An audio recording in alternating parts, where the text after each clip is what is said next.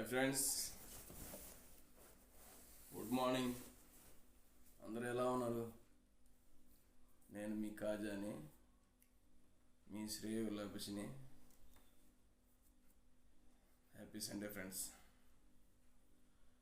ఈరోజు ఒక చిన్న టాపిక్ చెప్పదలుచుకున్నాను. ఎందుకంటే చాలామంది తల్లిదండ్రులు వాళ్ళ బిడ్డల పట్ల నిర్లక్ష్యం వహించి తర్వాత వాళ్ళ ఆత్మక్షోభను మిగిల్చుకుంటున్నారు.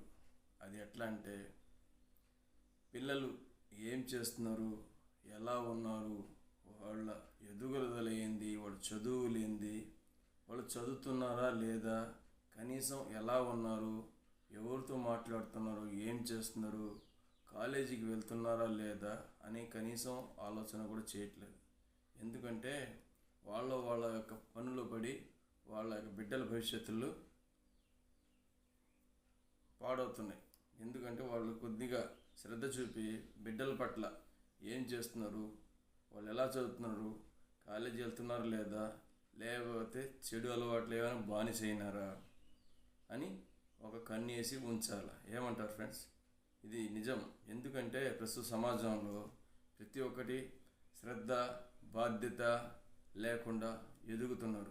దానివల్ల జిల్లా, రాష్ట్రం, దేశం అధోగతి పాలవుతుంది. అందుకోసం ప్రతి ఒక్కరూ వాళ్ళ యొక్క బిడ్డల ఎదుగుదల మంచిగా ఉంటే జిల్లా, రాష్ట్రం, దేశం అభివృద్ధి చెందుతుంది.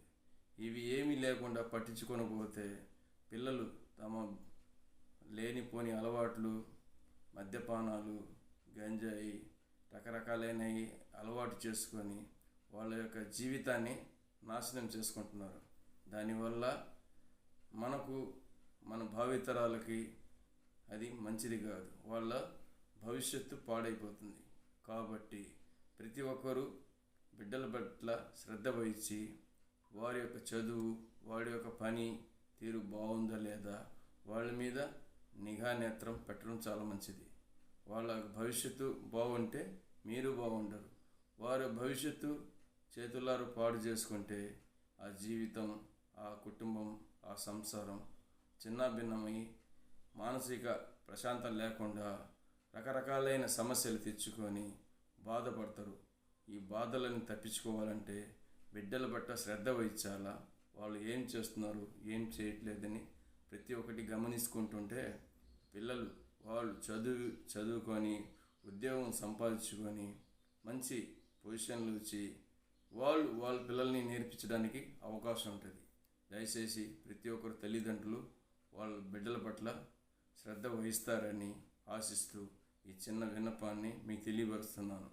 కావున ఈ చిన్న వీడియోని మీకు నచ్చితే ఒక కామెంటు, ఒక షేరు, ఒక లైక్ చేయండి. Thank you friends.